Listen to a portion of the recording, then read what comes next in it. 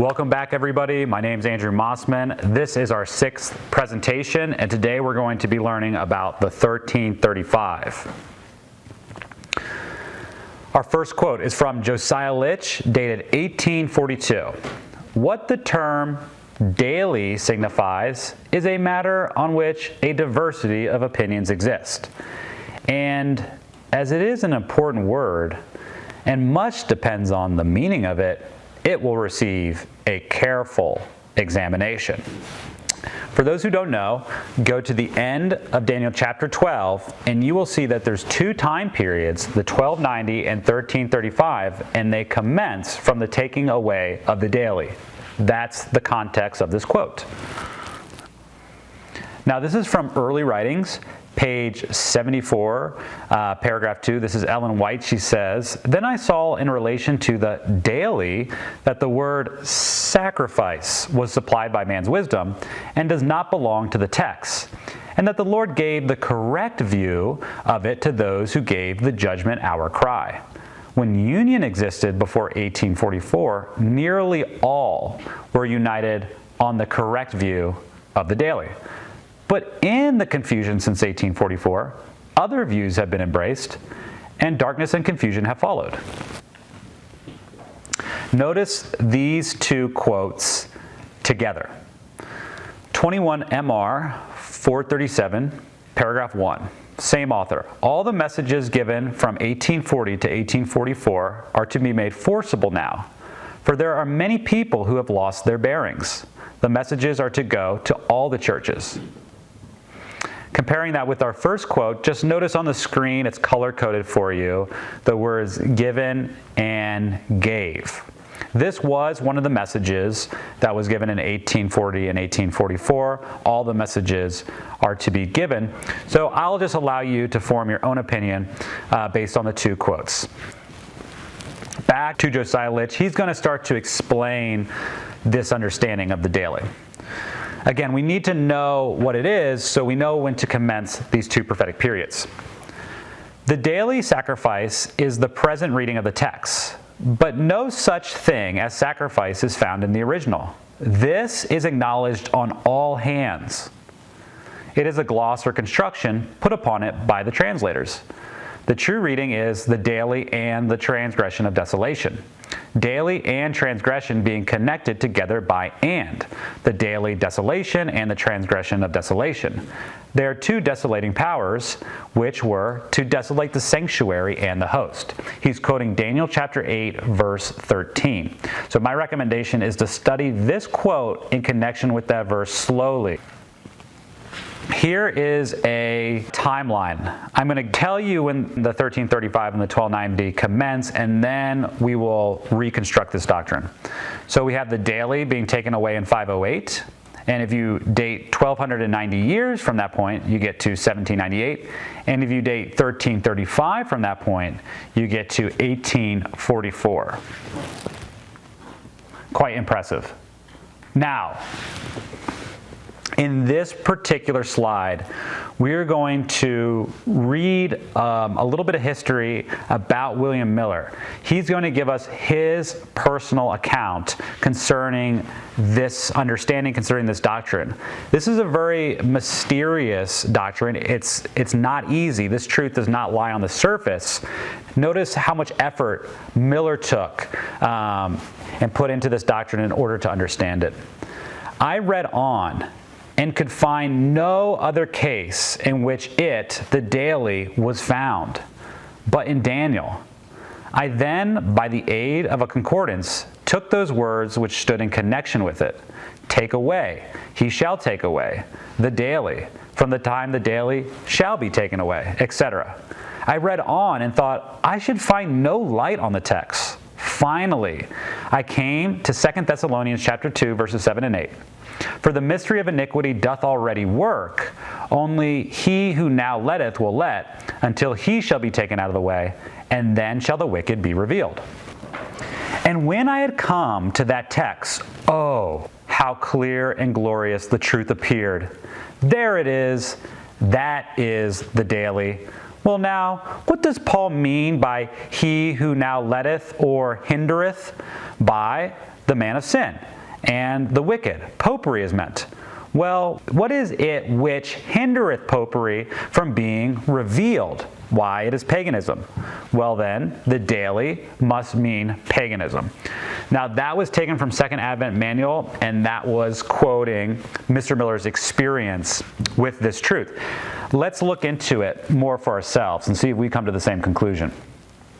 Now to 2 Thessalonians. Miller said it was reading this letter to the Thessalonians that helped him to understand what was being spoken of in daily. By comparing Scripture with Scripture, he was able to unlock the meaning. So again, according to Miller's understanding, he believes that the subject under discussion is the same in this chapter and in Daniel chapter 8. Now we beseech you, brethren, by the coming of our Lord Jesus Christ and by our gathering unto him, that ye be not soon shaken in mind, or be troubled, neither by spirit, nor by word, nor by letter as from us, as that the day of Christ is at hand. Let's talk about just these two verses for a moment. Paul is pleading with his brethren concerning the soon advent and the gathering of all the people unto him, that they shouldn't be worried about it, that there should be no stress, there should be no anxiety, they shouldn't be troubled by anything they hear, even if it were to come from Paul himself. That the day of Christ is not at hand in the present time when Paul wrote this letter. Okay, verse 3. Let no man deceive you by any means, for that day shall not come, except there come a falling away first, and that the man of sin be revealed, the son of perdition. Now, according to all the Protestant commentators, this man of sin is the papacy. And Paul is saying, let nobody deceive you. Something has to happen before the soon coming of Christ. And that's that there needs to be an apostasy first, a falling away first, and that the papacy needs to come onto the scenes in world history. So this would be several centuries away from when Paul originally wrote this letter. Hence, he's telling them, don't worry about this particular thing right now. Now, continuing on, he's going to describe a little bit about the papacy, who opposeth and exalts himself above all that is called God, or that is worshipped, so that he as God sitteth in the temple of God, showing himself that he is God. The next verse, remember ye not that when I was yet with you, I told you these things? So in other words, Paul is going to reference a private conversation that's not recorded in the Bible. He's calling to their remembrance something that he told them in secret. This is probably then a message that was meant to be kept, but only between certain people. So remember ye not that when I was yet with you, I told you these things? What are these things? And now ye know what withholdeth, that he might be revealed in his time. His time is referring to the papacy. And Paul is telling him, remember, I told you these things. You already know what's holding back the papacy. You know this already. Paul's not telling us in this letter who he's referring to in that conversation, but they know the context. Verse 7, for the mystery of iniquity doth already work, only he who now letteth will let until he be taken out of the way. Only he who now letteth will let. That's a riddle. That's a hard saying.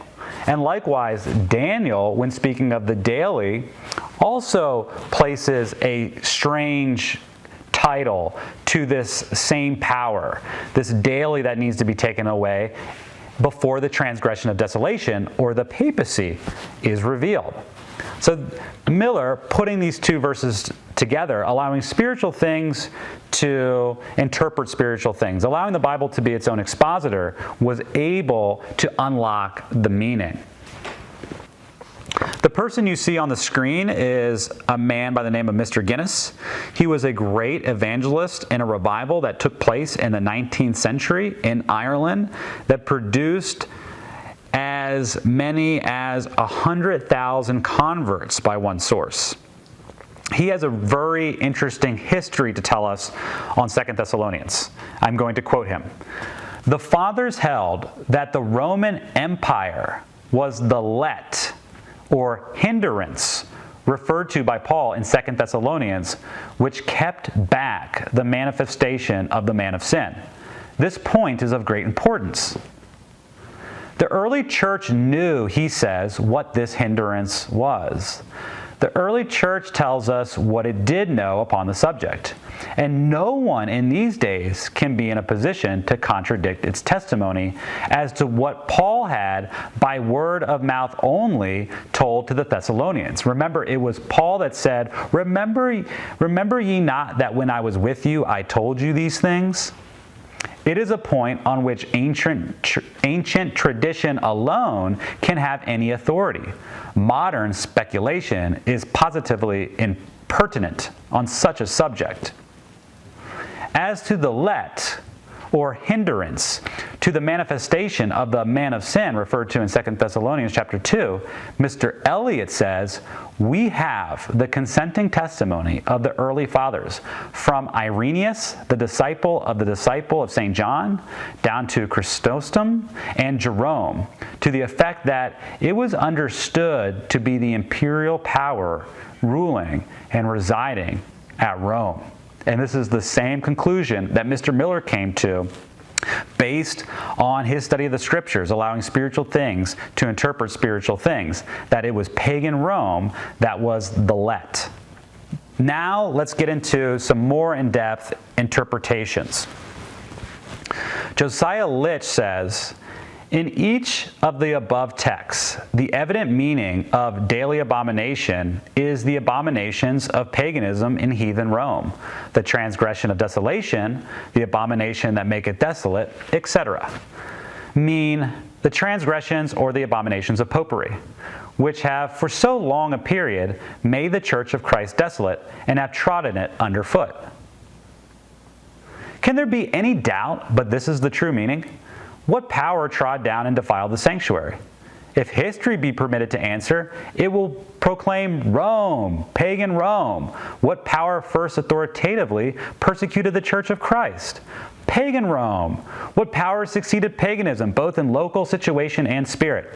Papal Rome. Who has continued the persecutions of paganism against Christians till now? Popery.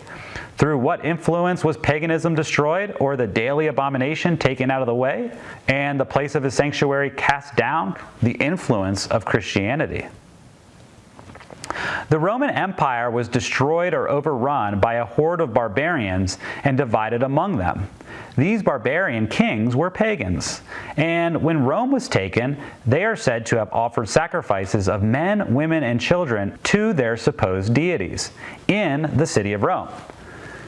In the course of a few years, those heathen kings became converts to Christianity. Thus, quote, a host was given him, or the empire became Christian and pagan abominations were taken away. On a map to the right, you see the judgments against the Roman Empire for persecuting Christianity. These barbarian nations, quote unquote, came in. That included the Vandals, the Goths, the Saxons, the Franks, the Ostrogoths. And this is a map that is dated from 100 to 500 AD. And you can see all the course that they took. Continuing on with Josiah Litch, since the conversion of those pagan kings, pagan rites and sacrifices have not been known in Rome. Thus, quote, the place of his sanctuary was cast down. Soon after this, the man of sin appeared, and St. Paul's instruction to the Thessalonians was fulfilled. 2 Thessalonians chapter 2, verse 7 and 8 says, only he who now letteth or hindereth will let or hinder until he be taken out of the way. And then shall that wicked be revealed. The daily abomination was taken away, and the transgression of desolation, popery, set up in its place. The picture on the right hand of the slide is a picture of the Pantheon.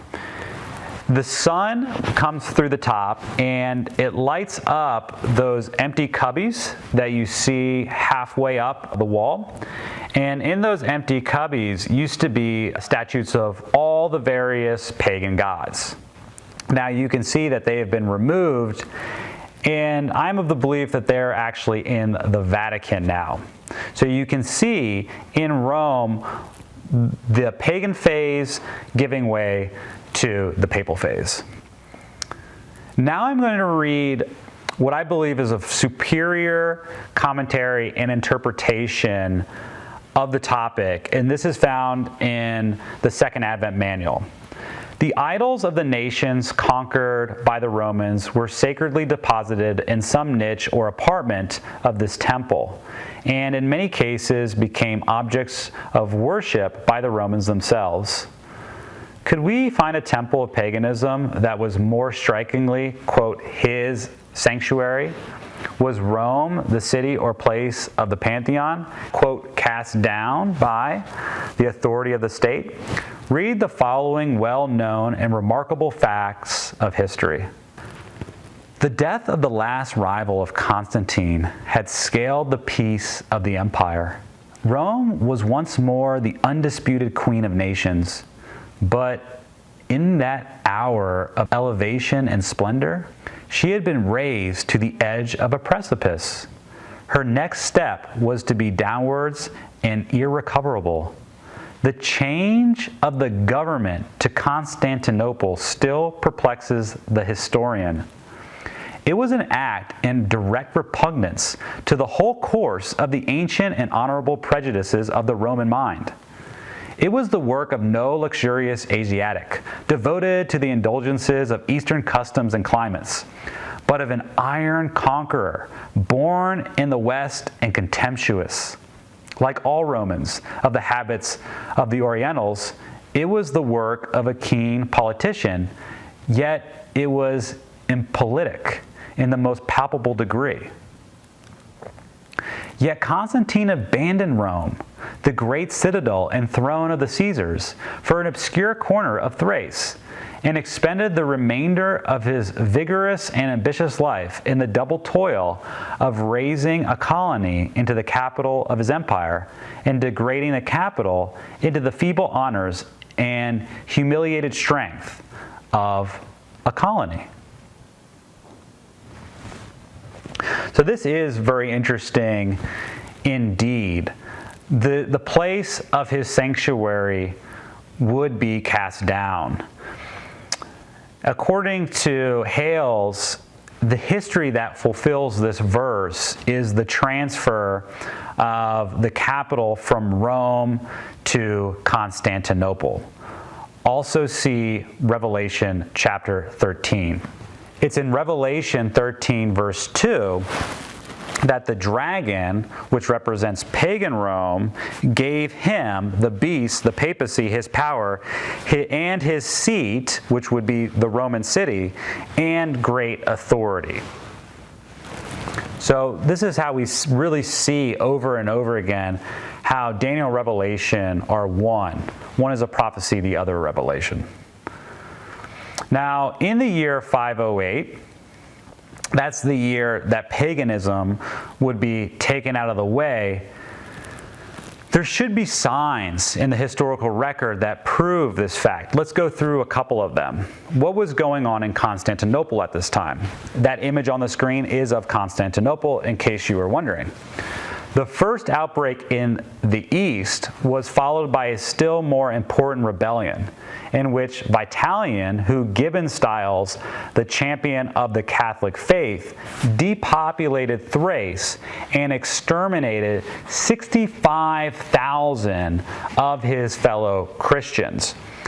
Those that were doing the extermination were those who were under the Trinitarian Creed, those who had Catholic sentiments, and they were persecuting those who did not follow this dogma.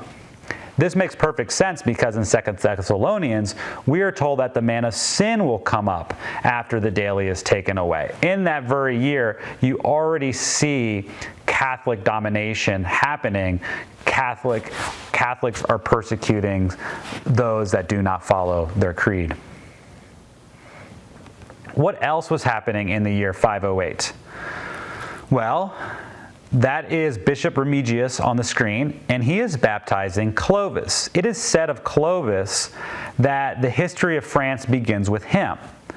By his baptism, some date that in the very year of 508, he made himself ally of the papacy and its protector, as well as that of the people.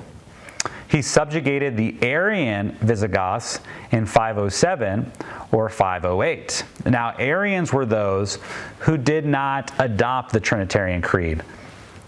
Ambassador of Anastasius conferred on Clovis the insignia and title of Council of Rome and Patrician.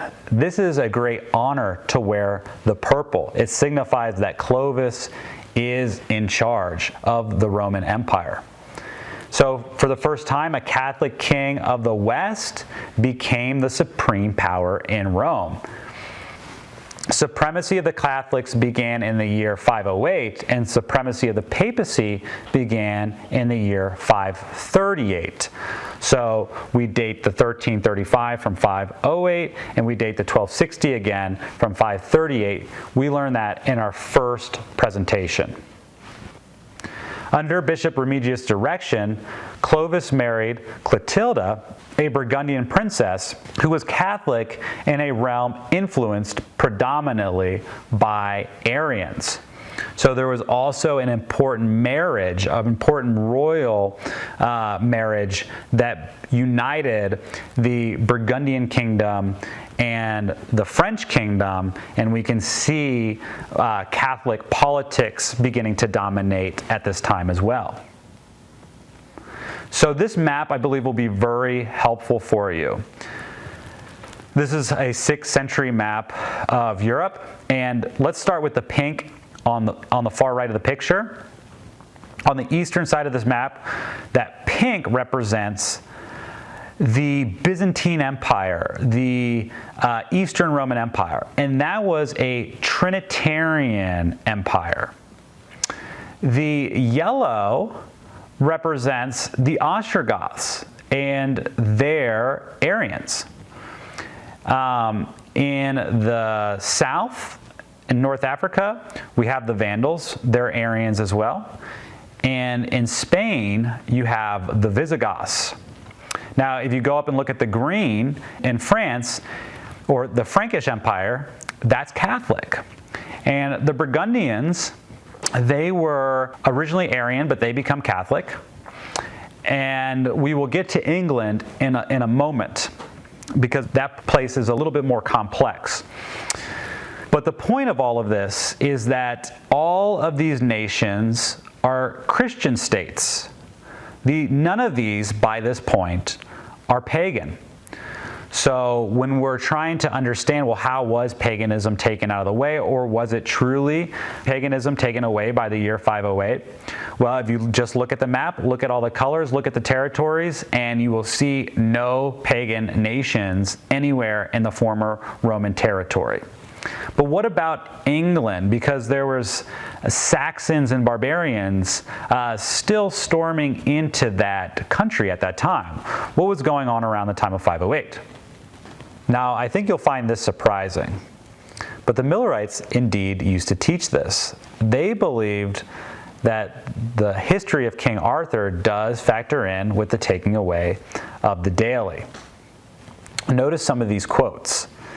Having succeeded in this enterprise, one of his battles, he directed his course to York, where he is said to have established the Christian worship on the ruins of the pagan.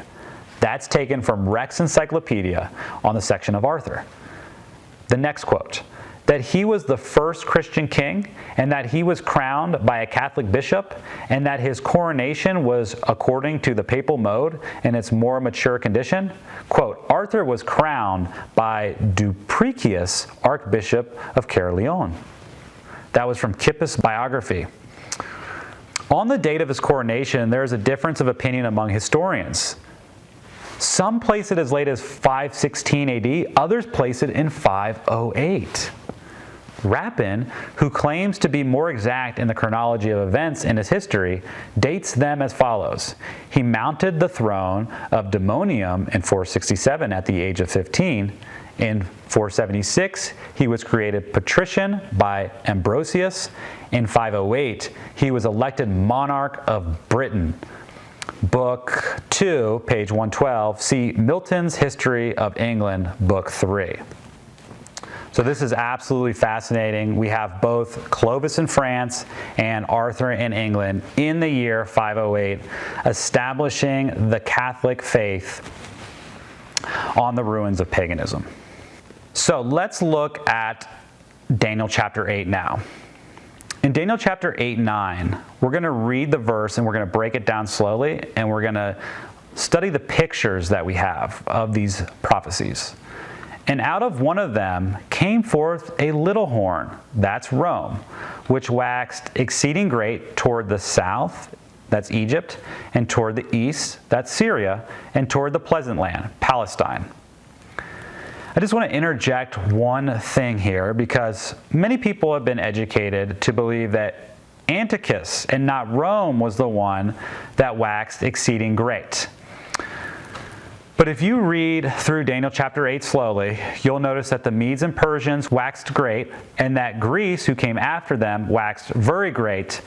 And then it would be quite absurd to say that Antiochus waxed exceeding great, because his career was definitely not as impressive as Alexander's, and his empire was not as vast as the Greek Empire, nor the Medes and the Persians. We need an empire that follows Greece that's going to be even more impressive than the two former.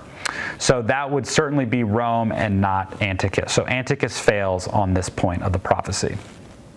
Now, when we're looking at the picture here, we can see that we have the goat, and out of one of the horns, came forth the little horn. And the four horns of the goat are Egypt and Syria and Thrace and Macedonia. Those were the four divisions of the Greek Empire.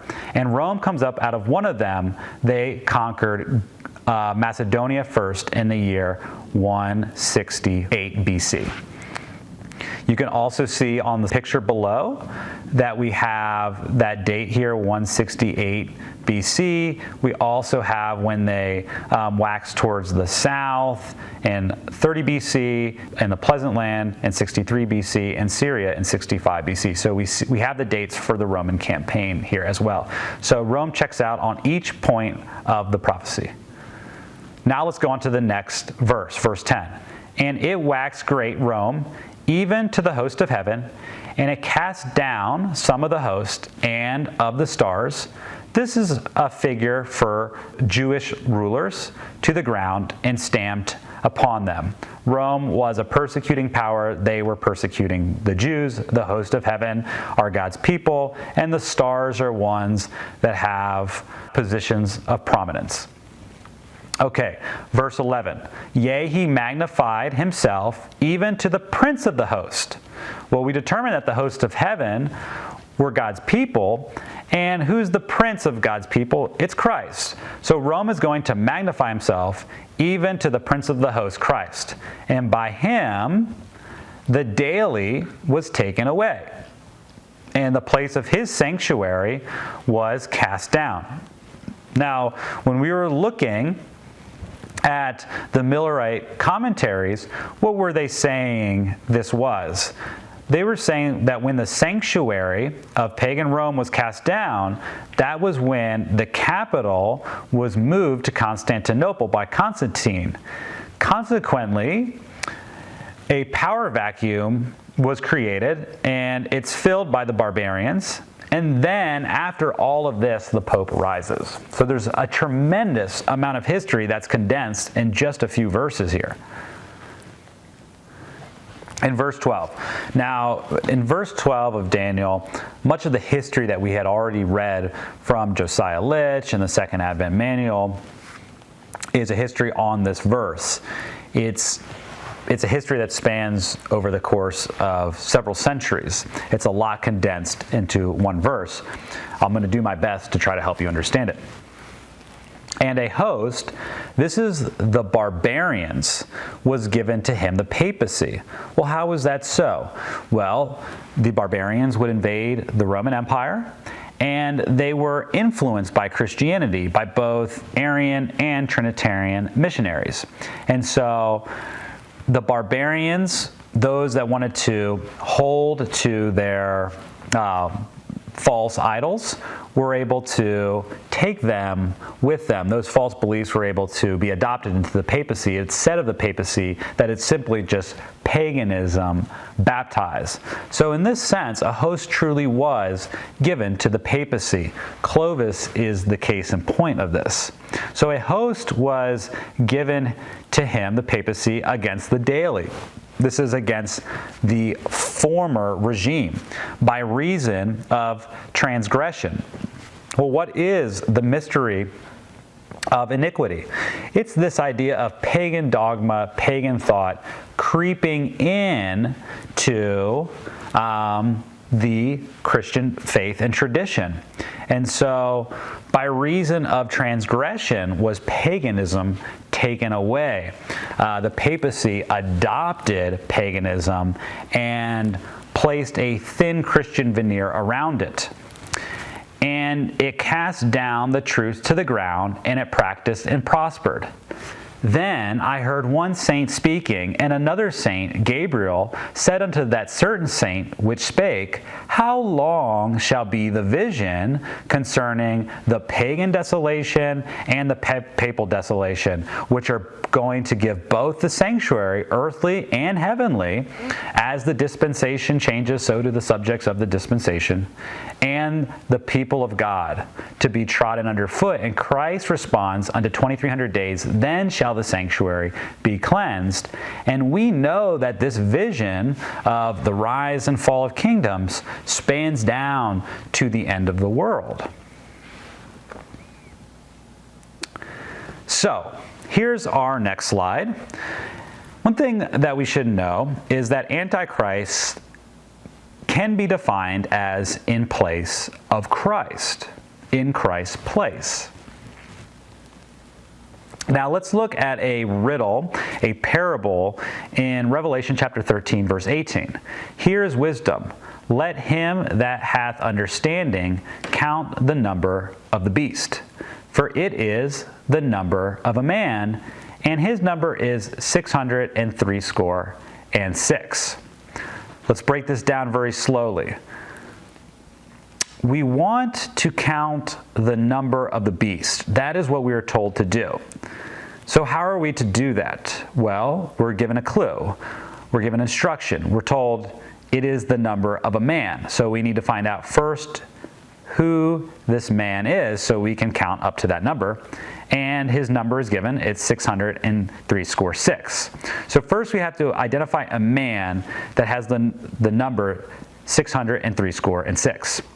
Well, moving over to the left-hand side of the slide, we notice that the word vicarius filii Dei, which means in the place of the Son of God, which is the word which means Antichrist, that the numerical value of this word is 666.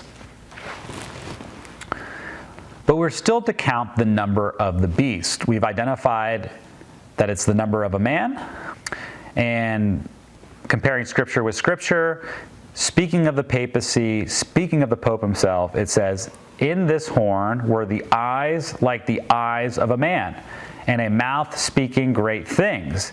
He believes that he's in the place of Christ. He believes that he is Christ in the flesh. And comparing this with the parable, it says, for it is the number of a man. there we have it. Case closed. Okay. Hold that thought for just a second because I want us to try to count the number of a beast. Here's a couple things that you need to know about Roman history. In the center frame, you see an image of Nebuchadnezzar's dream, and you have the 4 metallic colors. And as you transition from the third, from the bronze down to the iron, we would want to know what year that happened. In what year were the people of God no longer subjected by the Greeks, and consequently they would then be subjected to the Romans. So when do we transfer from Greek domination to Roman domination? Well, the book of Maccabees has that history recorded for us. So we're going to read 3 verses, and we are going to compare them with the vision in Daniel chapter 8. Okay, so in Daniel chapter 11, verses 23, we have, and after the league made with him, this is Rome, this is the people of God forming a league with the Romans, he shall work deceitfully. In other words, the Romans are going to go back on their contract with the Jews. For he shall come up and shall become strong with a small people. Rome started with a small people, then they became a mighty nation. They did it in a very cunning way. That's why Christ calls Herod the fox. They would work deceitfully. Comparing that with the first book of Maccabees in chapter 8, that league is actually recorded. Now, Judas had heard of the Romans, that they were mighty and valiant men, and such as would lovingly accept all that join themselves unto them, and make a league of amity with all that came unto them. So here's the league. And verse 28, notice what the Romans say in the contract with the Jews. Neither shall victuals be given to them that take part against them, that's the Jews, or weapons, or money, or ships, as it hath seemed good to the Romans, but they shall keep their covenants, and that without deceit. So isn't that very interesting, is that the Romans in this actual league promised that they would not work deceitfully, yet the prophecy in Daniel, hundreds of years prior to this league being formed, said that they shall work deceitfully after the league made with them is formed. So after the league is formed, some years would go by and they would begin to work deceitfully. Well, the league was formed according to the great host of chronologers in the year 161 BC. Well, what happens soon after that? In the next chapter of the Apocrypha, you are going to see when the Greek yoke is finally cast off. And that is why in the slide before, I'm going to go back to the slide before, we see that I have a square box over the part of the image that transfers from Greece to Rome. I have the date 158 BC. Whereof, when Jonathan had knowledge, he sent ambassadors unto him, to the end he should make peace with him, and deliver them the prisoners. Which thing he accepted, and did according to his demands, and swear unto him that he would never do him harm all the days of his life.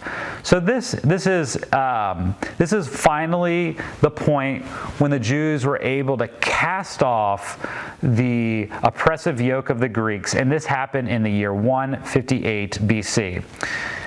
In other words, the Jews were no longer subjugated to the Greeks. They were completely independent of them that year. That is why we cannot say that the Romans began to rule the Jews before that point. They didn't.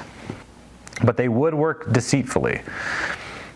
Okay, so 158 is the date that Greek supremacy ended.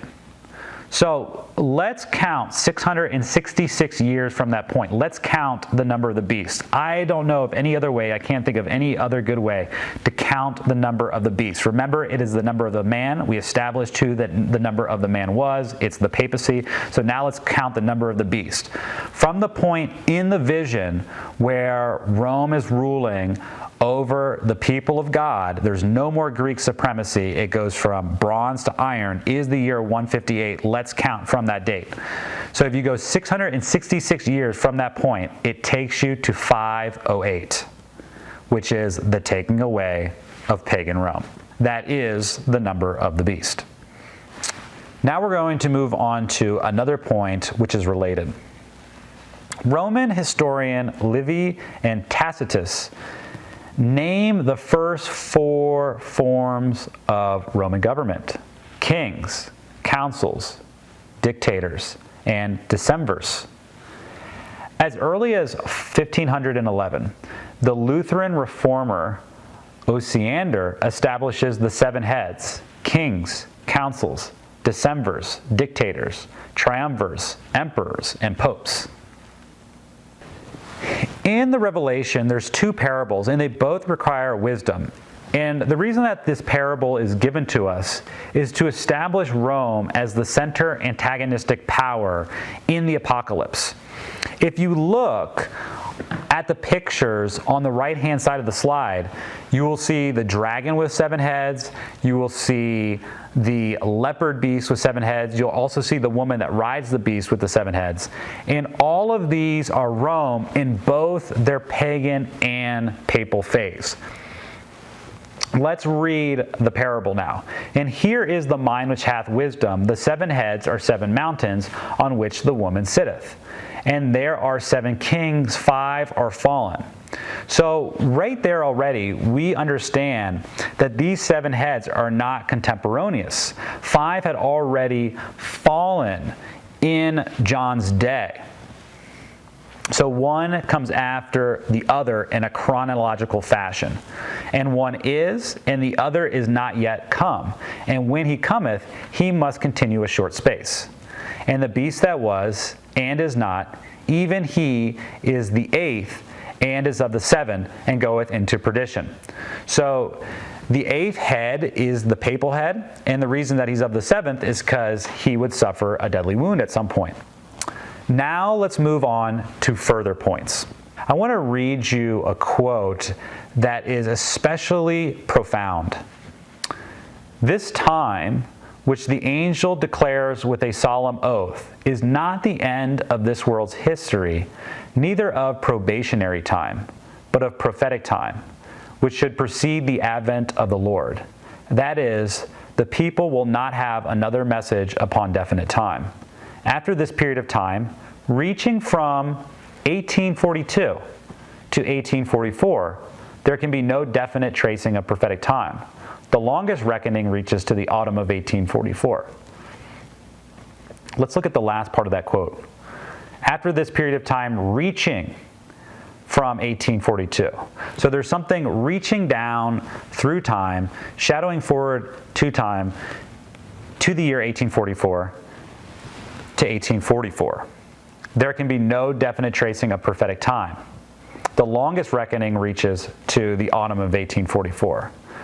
That means that there's other reckonings that are also could be tracing down to 1844, and I submit to you must be tracing down to 1842. Otherwise, why was that date mentioned in direct reference to the tracing down of prophetic time or prophetic periods? There should be a prophetic period that ends in the year 1842. Otherwise, the quote does not make good sense. Was there a prophetic period that terminated in the year 1842? Yes. Now, the presentation will not go into what that prophetic period was. I will share where that prophetic period may be found. And perhaps in future presentations, we can dig into it more deeply. But there was a prophetic period that Millerite leadership would publish on, and it was called the 2,000 years of Hosea, or the 2 days of Hosea. Compare Hosea chapter 6, 1 through 3, with also Luke 13, where Jesus says that he's going to do miracles today and tomorrow. And then on the 3rd day, his body would be perfected. It was the understanding of Miller that the 2 days of Hosea correspond with what Christ is saying. Miller would date the 2,000 years from 158 BC, and he would take it down to 1842, and that 3rd day would be 1843. So a timeline of Miller's would look something like this. He would preach on the 2,000 years and trace it down to 1842. He would also trace 666 years from 158 to 508 BC, and then he would go from 508 BC and do 1290 years out to 1798, and 1335 years to 1844. I'm just sharing this with you to let you know what the Millerites were saying. It's my personal belief that they were correct on each one of these prophetic periods. That was the end of presentation number 6. In the next presentation, we will be getting into a very powerful truth, the 6,000 years, something that even the apostolic church believed in. I look forward to having you next time.